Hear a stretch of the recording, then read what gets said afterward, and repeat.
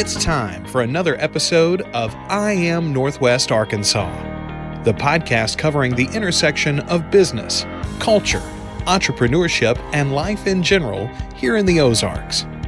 Whether you are considering a move to this area or trying to learn more about the place you call home, we've got something special for you. Here's our host, Randy Wilburn. Hey folks, and welcome back to another episode of I Am Northwest Arkansas. I'm your host, Randy Wilburn, and I'm excited to be with you today, as I always am. I am sitting in front of Lindsey Leverett Higgins, and Lindsey is the president of the Northwest Arkansas Dr. Martin Luther King Jr. Council. Lindsey, how are you doing? Good morning. I am fantastic, and thank you for having me this morning. Absolutely. Well, I'm so excited to have you on this podcast episode. A mutual friend of ours reached out, and I'm just going to give him a shout out, Chris Seawood. And Chris was kind enough to connect us and said, listen, I would love to see if you could have this young lady on the podcast because she is the president of the Martin Luther King Council, and they are doing an amazing event with Dr. Cornel West. And I was like, well, absolutely, I will have her on the podcast. And so I'm glad that you're here. And I would love for you, just especially for this audience, because we have people that are here. We have people that are listening to this podcast that haven't moved here yet. But I would love for you just to, first of all, just so that we know who you are, just tell us a little bit about yourself. Give us your Cliff Notes superhero origin story of who Lindsey Leverett Higgins is. And then we'll jump into this wonderful event that you're about to have in a couple of days. So I am Lindsey Leverett Higgins. I have been a resident of Northwest Arkansas since 2004. I moved to the area to attend grad school at the University of Arkansas, and I'm currently working for Sam's Club at their corporate headquarters in Bentonville.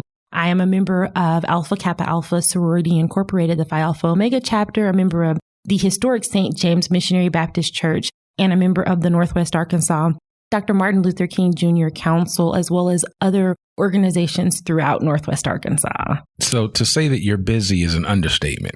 Absolutely, but I love it. I love being in a place like Northwest Arkansas where I have an opportunity to really be engaged in my community. Yeah, no, absolutely. And, you know, as an African-American, you're an African-American. I am an African-American. Everybody that knows that listens to this podcast, for the most part, I think knows that. But the simple fact is that Northwest Arkansas is really growing from a diversity standpoint. Yes. And I think it's important for people to understand that and to see what is possible here. And in this case, this Northwest Arkansas Dr. Martin Luther King Council has been around for a long time. Would you kind of be able to give us just a short history of this council and why was it created in the first place? Definitely. The council was established in 1996 after a brainstorming session that the late Reverend J. Hawkins had with other members of the community. And Pastor Hawkins was from Fort Smith, and it was his goal to bring a large celebration or to bring a celebration to Northwest Arkansas,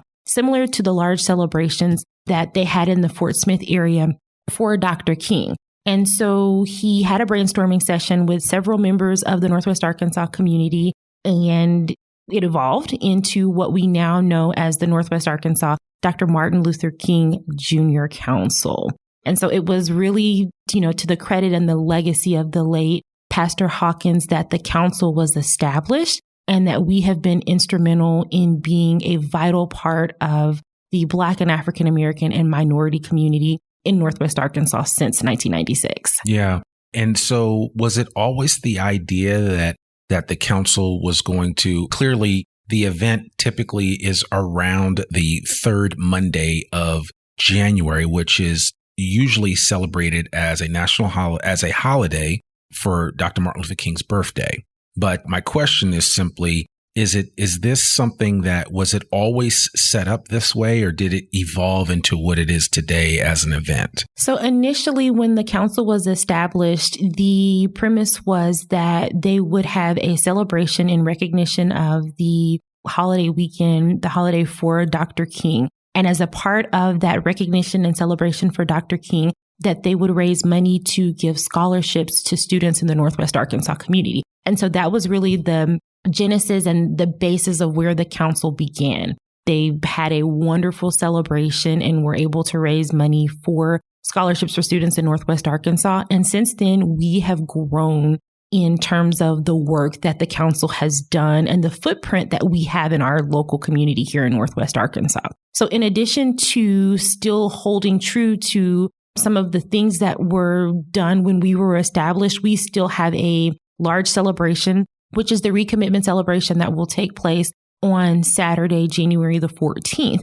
And we will, as a part of that recommitment celebration, recognize our Salute to Greatness Award recipients. We will give out some scholarships to high school and undergraduate students that have done some phenomenal work in the classroom and in the community. And so we will recognize them as well. But in addition to that, the council has really grown in terms of the footprint, and we have become very established in the civic engagement in Northwest Arkansas. In this past 2 years during the pandemic, the council was very instrumental in participating in COVID vaccine drives, in COVID testing, in voter registration. We were very instrumental in ensuring that families in the community had meals for Thanksgiving and for the Christmas holiday. We've really worked to establish a footprint in Northwest Arkansas, in addition to having the recommitment celebration that we have annually, and in addition to giving out scholarships for high school and college students. Wow. So you guys have been busy, basically, is what you're saying. Yes, absolutely. We did not allow the pandemic to slow us down. Yeah. We were still very actively engaged in the community and making sure that we were helping to fill a need in the community during the time of the global pandemic. Yeah. Well, I mean, suffice it to say, I'm glad that we're kind of on the backside of that. Yes. It is nice when you think of that. And I want to get back to some of the ideas in terms of that whole Salute to Greatness Award. You have a number of recipients this year. How do you choose those individuals in the community that are making a difference, right? And because I notice, I look at the names and I know some of these people, like specifically as we're recording this in 2023, some of the award recipients include Lori Huff, Helena Gaddison, Michael Day, who is a young African-American filmmaker, John Newman, and Squire Jehagan, and the Squire Jehagan Outreach Center. Yes. So you guys, you're choosing some amazing organizations and people to receive this award.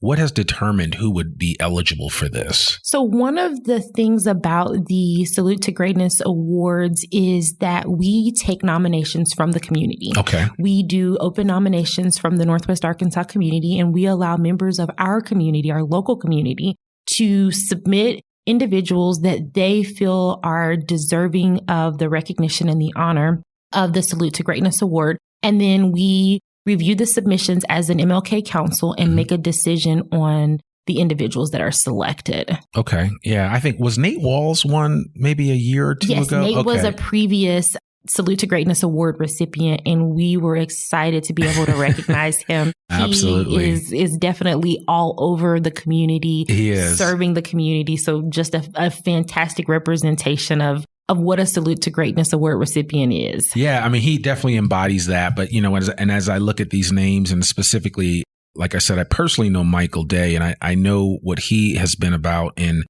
creating more awareness around Black films and Black filmmaking, and just, kind of getting out. And he's actually been on this podcast. It's nice to see how you guys have been able to identify, and even through this whole idea of nominations by the community, you've been able to acknowledge people and say, yeah, you know what, we definitely want to give this person their flowers, if you will, now, and share with them how important they are to the community.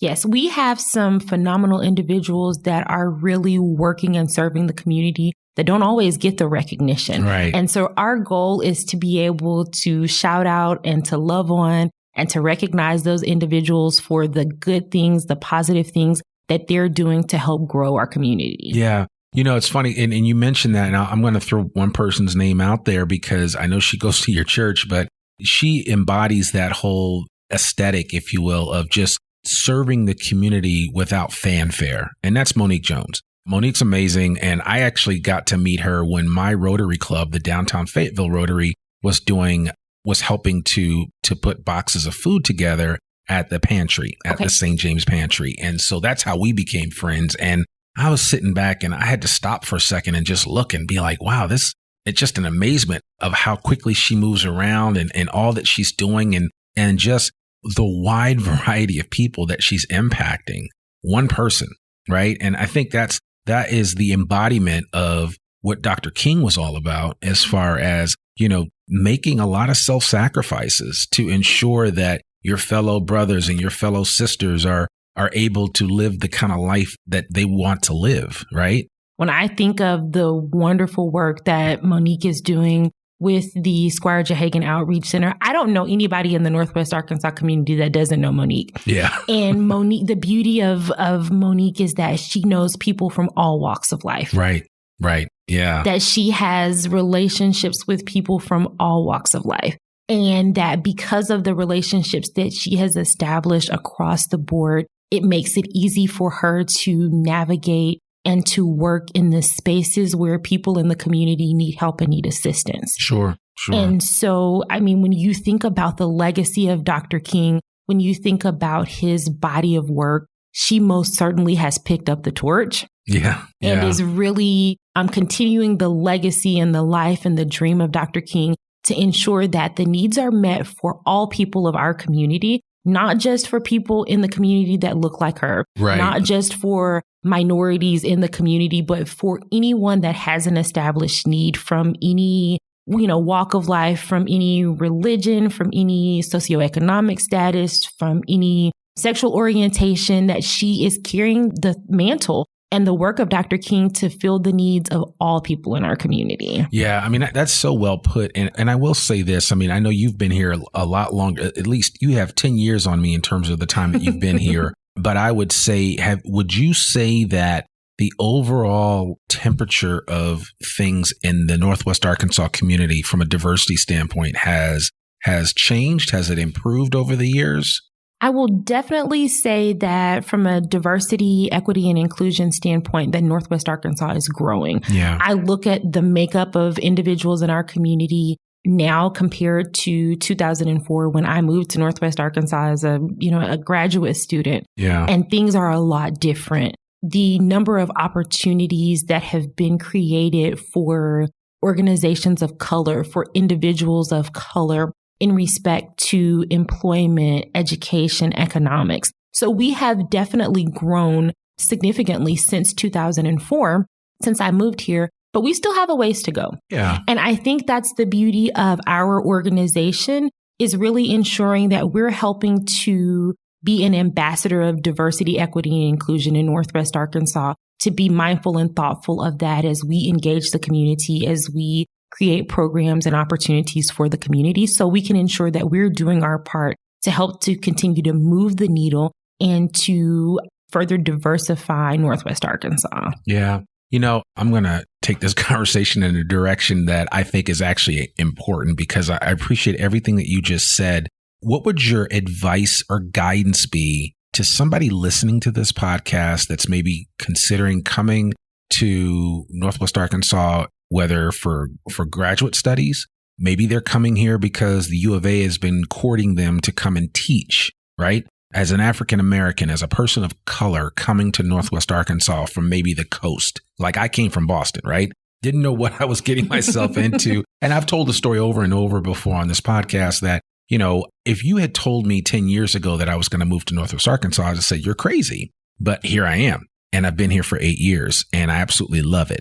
But I just didn't know what I didn't know. Do you know what I'm saying? So how would you, being somebody that's fully involved in this community, president of this organization that speaks to diversity, what advice or what guidance would you give to somebody that's even remotely contemplating coming here to Northwest Arkansas to live, as someone that may have concerns about diversity and may have concerns about what is it going to be like for a Black man or a Black woman here in Northwest Arkansas? I'm coming from LA. I'm coming from, New York City. I'm coming from San Francisco. What would you say to them?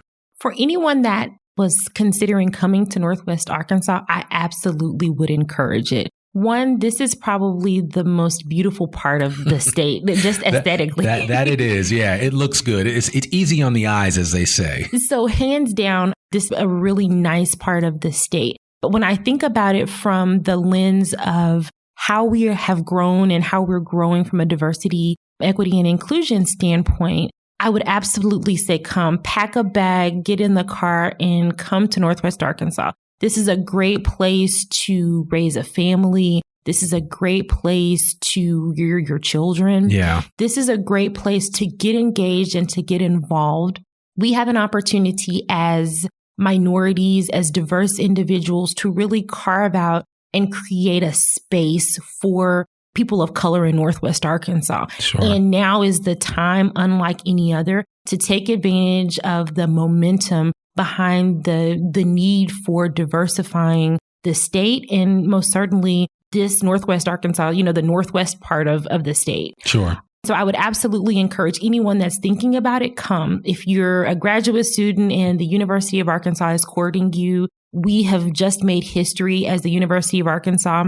The flagship institution of the state has its first African-American chancellor. Yeah, it's huge. It's huge. So yeah. I think about that in the same regard that I think about the election of President Obama. For the state of Arkansas, and for anyone that's familiar with the history of the state, sure, that says a lot about the progressiveness that the flagship institution has an African-American chancellor. Yeah.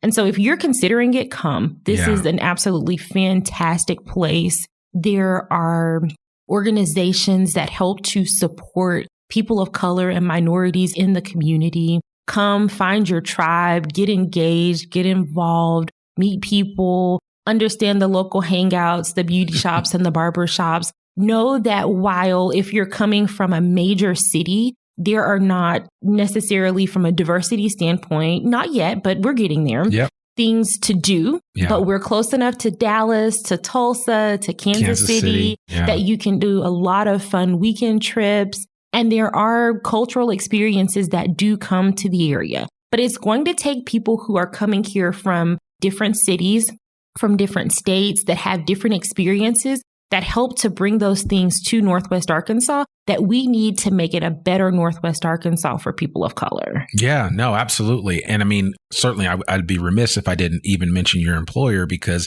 I know they're actively working hard to try to attract diverse talent to come to Northwest Arkansas. So Walmart, Sam's Club, JB Hunt, Tyson, absolutely, Simmons, I mean, you name it. Every company that's here, based here, that makes this area as economically vibrant as it is, has a stake in ensuring that diversity is a key proponent in their objectives of hiring great talent. And we can't do it without you. And so the employers need to understand what are the unmet needs for top tier talent, people of color, to bring them to Northwest Arkansas. Right. What's the thing that makes you a little hesitant to move to Northwest Arkansas?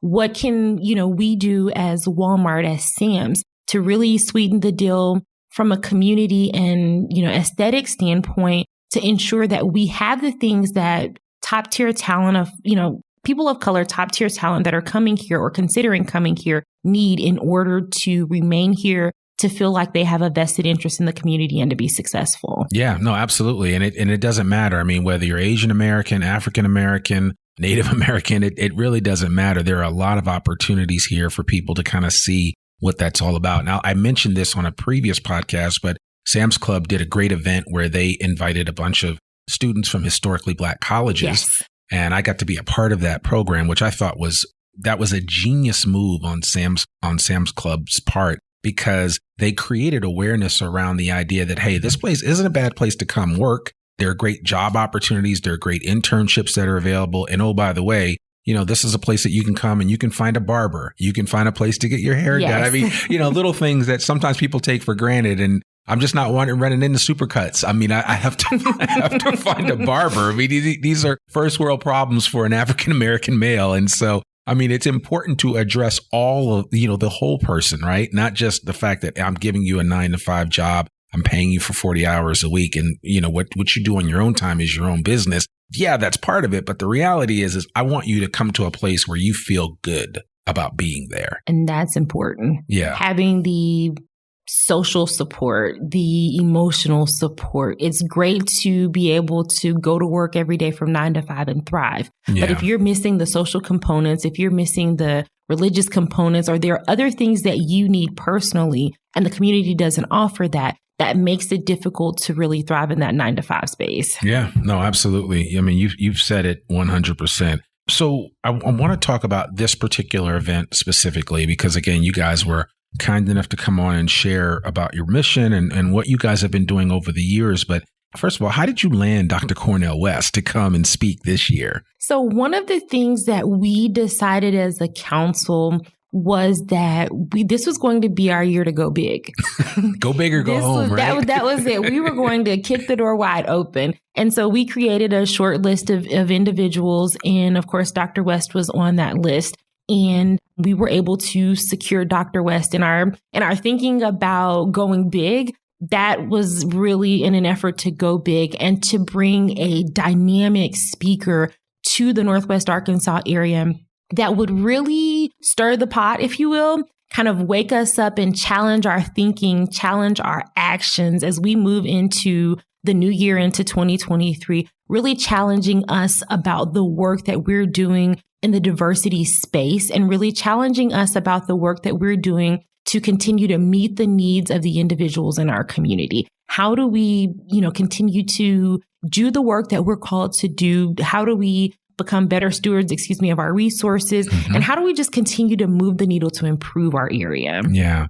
Well, you certainly knocked it out of the park with Dr. West, because as I think about, what he represents, and I remember reading his book, Race Matters, many years ago, and how profoundly impactful that was to me. And like I said, coming out of a historically Black college, I was aware of him and Skip Gates and all of those guys a long time ago. And so I'm thankful that he's going to be exposed to a lot of people that may not know about him.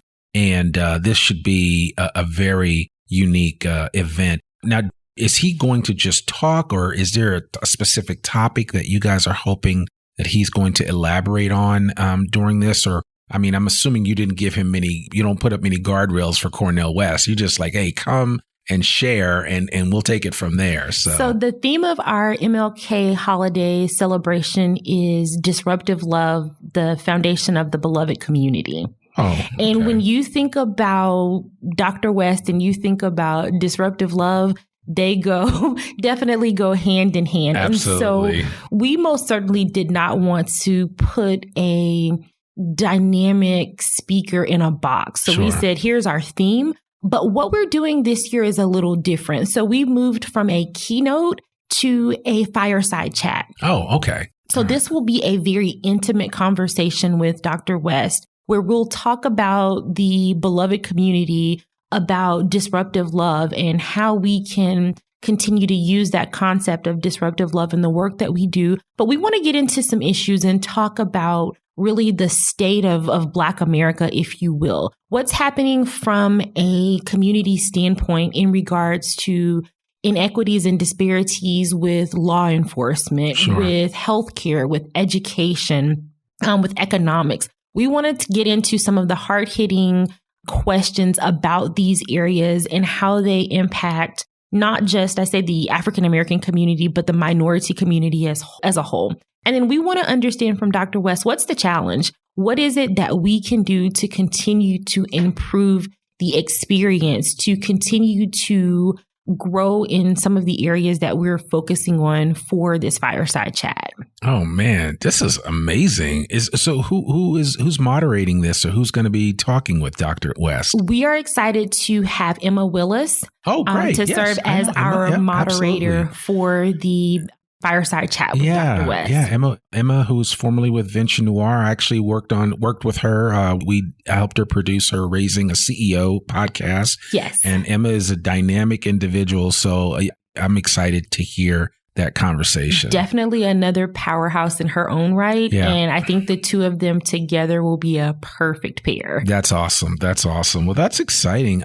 I really want to encourage everybody that's listening to this. We purposefully put this podcast out a few days before this event. The event is on, if you're listening to this before Saturday, January 14th, you need to make it out to this event. It will be here at the Fayetteville Public Library, where we're actually recording this podcast. The event takes place at 5 p.m. There are still tickets available. We will put a link to the tickets on the show notes for this particular episode. The ticket prices range from $50 to $125. And They have tickets just for the event itself, but then they also have tickets for the reception. There's also a VIP option if you want to kind of rub shoulders with Dr. West and maybe ask him some questions that you've only dreamed of asking him, but this would be your chance. So there are a number of different ways that you can participate in this. And even if you're listening to this after the fact, but you want to be a part of this next year, I would encourage you, and we'll get the contact information for Lindsey so that you can reach out to her in the coming year so that you can find out how you can participate in this event in the future. So is there anything else that you want to share before we close? So in addition to our recommitment celebration, we have a full body of events that will take place in recognition of the MLK holiday weekend. We will start on Saturday morning, January the 14th. At Asbell Elementary for our community service project, where we will collect seasonal wraps, winter items for children and adults that we will distribute throughout the Northwest Arkansas community. That afternoon at 12:45, we will have an event called Hollow Ground that will take place in conjunction with the MLK organization in Springdale. And it will be a ceremony, an event, if you will, to celebrate and recognize the history of the sundown towns here in Northwest Arkansas. Absolutely. That's going to be something new for us. And we're really excited about having an opportunity to tell the story, but then to show the growth, to show that in a place where we historically were not able to be after sundown, that we are home to Springdale, the largest population of individuals from the Marshall Islands, people of color outside of the Marshall Islands. So I'm really just celebrating that, celebrating a lot of the wins that have taken place in the minority community as a whole in Northwest Arkansas, to show the growth and trajectory and the progressiveness of not just Fayetteville, but the entire Northwest Arkansas community. So that takes place on Saturday at 12:45. And then, of course, our big recommitment celebration that we've talked about, the 27th annual. The reception starts at 5 p.m. here at the Fayetteville Public Library Event Center. And our recommitment celebration event starts at 6:30 with Dr. West being our featured speaker. On Sunday, we're fortunate to be able to partner with Alpha Phi Alpha Fraternity Incorporated, the Omicron Zeta Lambda chapter, with a memorial celebration that will take place at St. James Baptist Church on that Sunday at 3 p.m. Okay. And the speaker for that event will be Dr. D.Q. Fields with the University of Arkansas. Absolutely. Yeah. I've heard Dr. Fields speak before. He's a dynamic speaker. So. Absolutely. Yeah. Very much engaged in agriculture and the work of agriculture. Not just here throughout the state, but throughout the country as a whole. So I'm looking forward. Listen, he dropped some knowledge when he came and spoke to our Rotary Club, and he dropped some knowledge about some statistical facts with regard to agriculture as a whole in the country, but then specifically in the state of Arkansas, which a lot of people don't realize. Yes. You know, how much agriculture we produce here and just how important it is to our economy. I come from an ag background, and he is also an HBCU graduate. So I am really looking forward to hearing Dr. Fields speak. Yeah. Well, I'm glad you mentioned, I mean, these are all amazing events that I would encourage everybody to be a part of. So there are events where you can give of your time and your talent to help raise awareness and to do some things at Asbell Elementary. You have the event, the Hollow Ground event, which I think is really important. I think we've talked about the whole concept of sundown towns, which I don't think a lot of people know about. A lot of my white friends don't know about sundown towns, especially if you come from other parts of the country. I studied, obviously, I was a history major in school, so I studied this, and I was amazed to learn that Springdale and Rogers were both sundown towns here in Northwest Arkansas. And essentially all that meant was that, you know, if you were an African American, you were not to be caught outside in those towns after dark.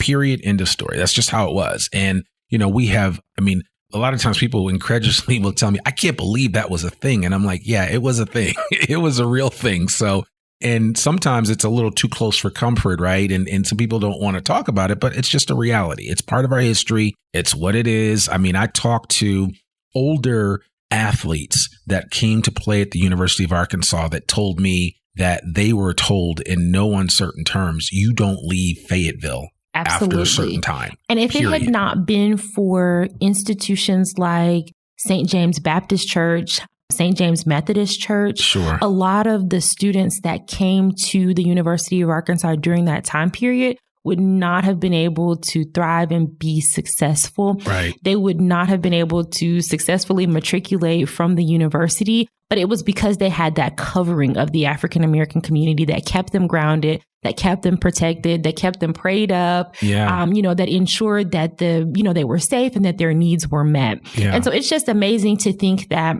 yes, it was a part of our history, but we have grown to a point that we can really celebrate the positive momentum that has come from a portion of our history that maybe wasn't always as positive. Right. That we can go from being in a place where you could not be as a person of color after sundown to a place that a community that actively embraces and welcomes diversity in 2023.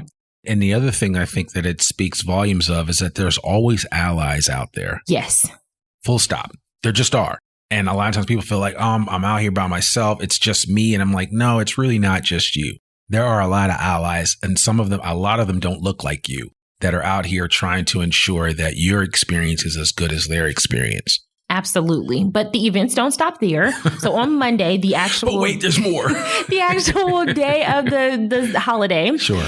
We will start that Monday morning with our Dream Keepers breakfast. The Dream Keepers organization is a phenomenal organization. It's a youth organization that the MLK Council sponsors. Their primary advisor is Dr. John L. Colbert, who is equally as busy for anyone that knows Dr. Colbert. And so they will have their youth breakfast on that Monday morning. Okay. They'll start off at 8 a.m. and then there is a youth activity in conjunction with the University of Arkansas athletics that will take place immediately following. Okay. And then we will do at 11 a.m. our march. And so we will march on campus.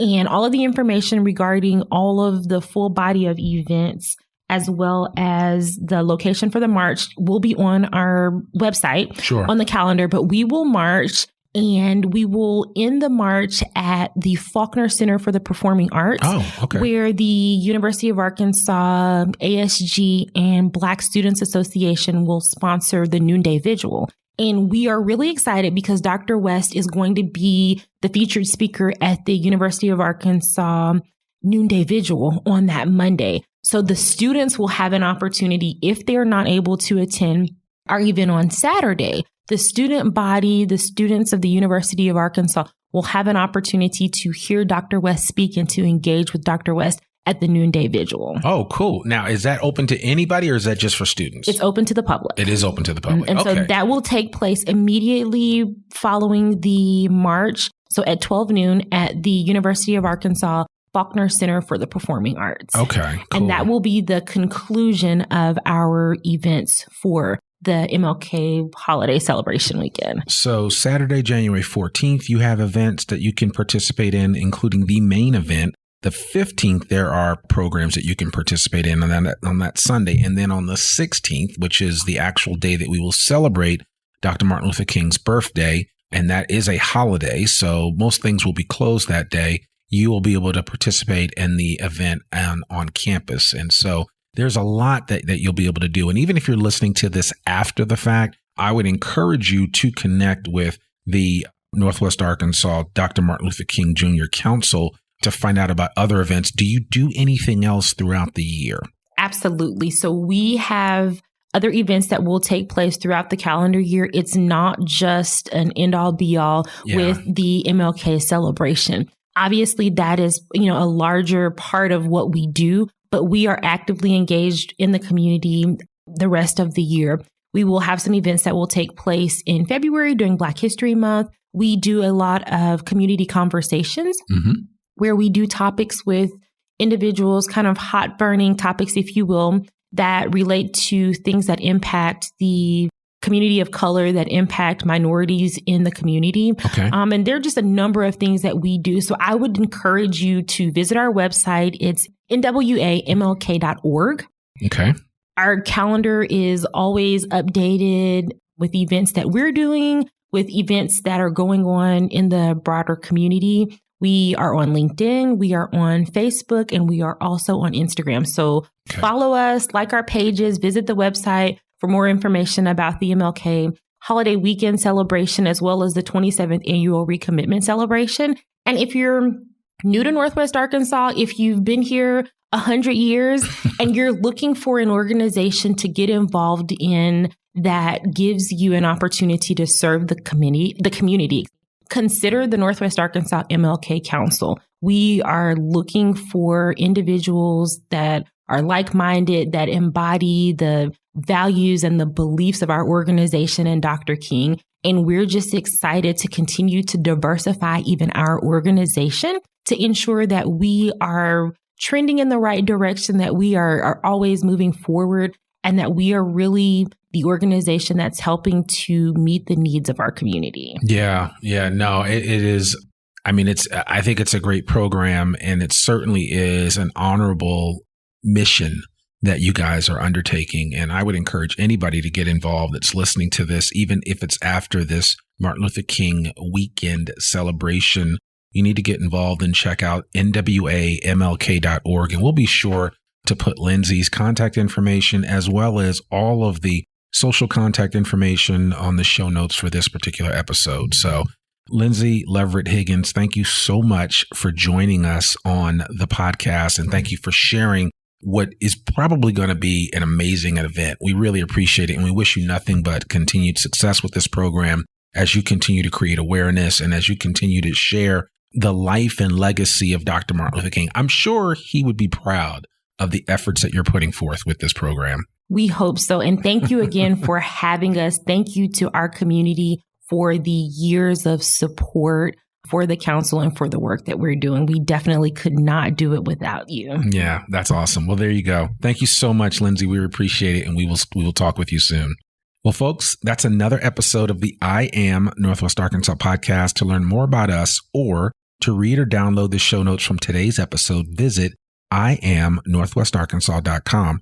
You can also listen to this podcast and sign up for our free newsletter to keep up with us and all things NWA. Sign up today. Please consider subscribing or following the I Am Northwest Arkansas podcast wherever you listen to it, and consider rating and reviewing us on Apple Podcasts. Remember, our podcast comes out every Monday, rain or shine. I'm your host, Randy Wilburn, and we'll see you back here next week for a new episode of the I Am Northwest Arkansas podcast. Peace. We hope you enjoyed this episode of I Am Northwest Arkansas. Check us out each and every week, available anywhere that great podcasts can be found. For show notes or more information on becoming a guest, visit iamnorthwestarkansas.com. We'll see you next week on I Am Northwest Arkansas.